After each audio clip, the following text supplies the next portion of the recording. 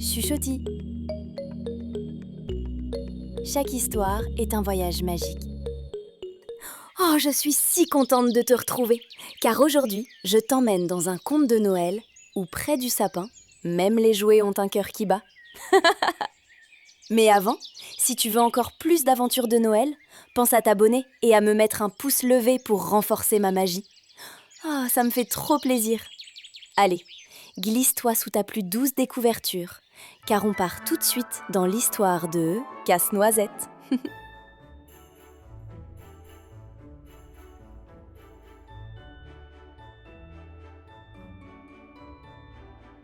Dehors, la neige tourbillonne et la nuit tombe sur la jolie maison éclairée de la famille Silberhaus.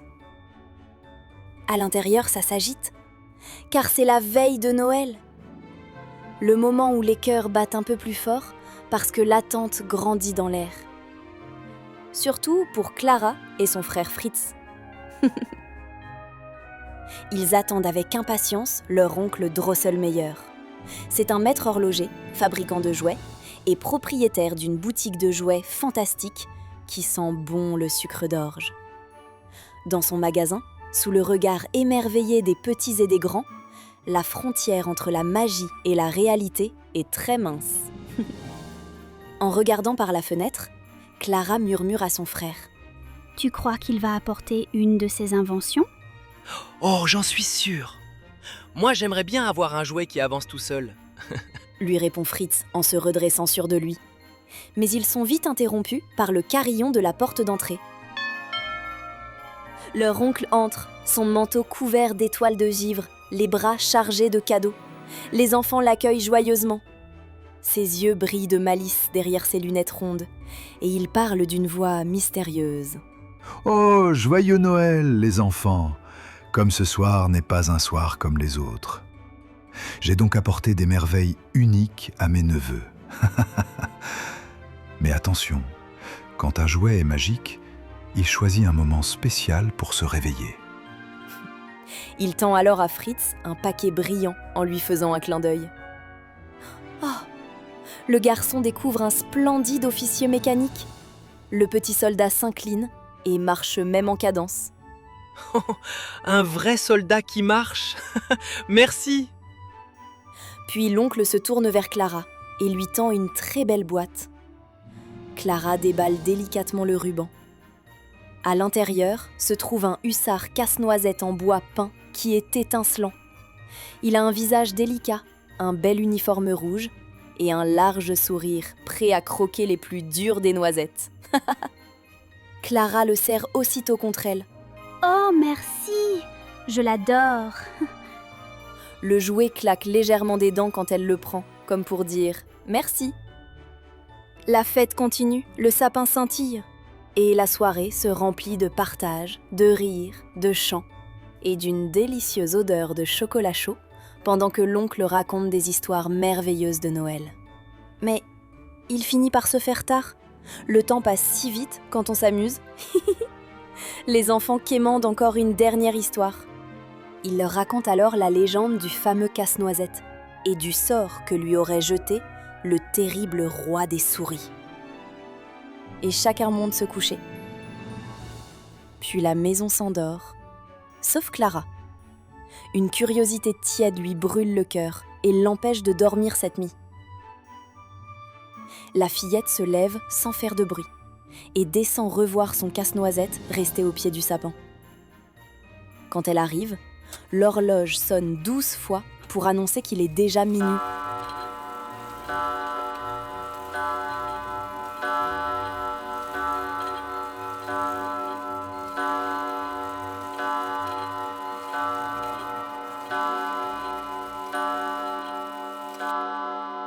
Et là, le silence s'imprègne. Un souffle traverse la pièce.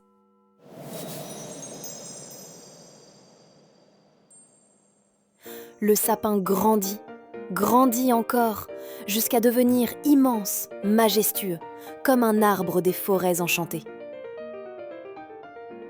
Autour de Clara, les jouets se réveillent d'un sursaut magique. Le soldat de Fritz marche au pas. L'ours en peluche le suit en faisant du tambour. Et une poupée se met à tourner sur elle-même comme une danseuse d'opéra. Clara en reste bouche bée. Mais vous êtes vivant? Le casse-noisette se tourne vers elle et la salue avec un grand sourire, comme si tout cela était normal. Bonsoir Clara. Eh oui, ton oncle n'est pas seulement un marchand de jouets, c'est aussi un gardien des secrets. La poupée fait une révérence. Et un petit cheval passe en hennissant, comme un vrai. Soudain, un bruit étrange stoppe cet instant féerique. Scritch, scritch, scritch. Oh, il s'agit de petites souris qui sortent timidement de l'ombre, les moustaches brillantes et les yeux pétillants. Et derrière elles, apparaît le roi des souris. Oui, car il porte 7 petites couronnes empilées de travers sur sa tête. Sauf qu'il n'a pas l'air très sympathique, Attrapez-moi ce casse-noisette. crie-t-il à ses troupes. Casse-noisette bondit alors, brandissant son sabre en bois. Tant que je serai debout, tu n'attraperas rien du tout. Recule, vil roi rongeur. L'armée des jouets se forme derrière lui. Oh, une bataille éclate. Cling, clang, pouic. Le tambour roule sur une souris.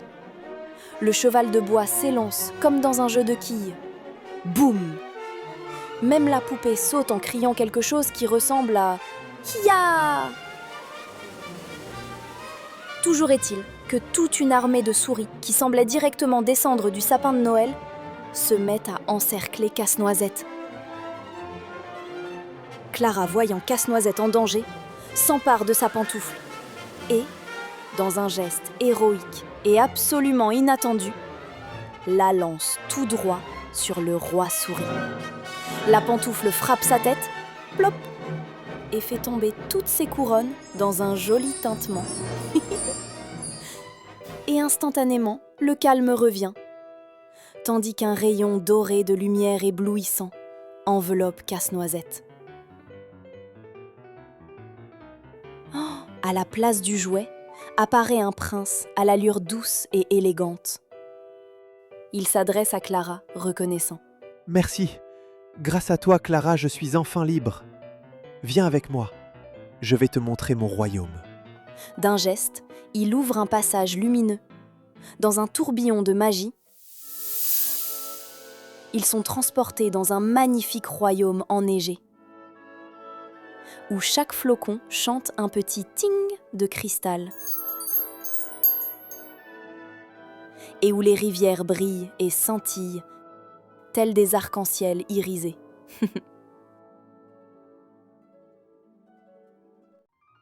Leur douce balade les mène jusqu'au royaume des friandises. Le sol semble croustiller sous leurs pas, comme des gaufrettes. Le ciel est recouvert de nuages rosés qui ressemblent à de la barbe à papa. Les fontaines répandent une douce odeur de caramel chaud. Et tout le château est fait de biscuits et de sucre d'orge. Le prince Casse-Noisette explique à Clara que cet endroit magique est gouverné par la délicate fée Dragée. Et justement, elle arrive jusqu'à eux dans une traînée magique scintillante. Bienvenue Clara dans notre monde magique qui a été sauvé grâce à ta bravoure. Pour te remercier, nous aimerions t'offrir ce spectacle.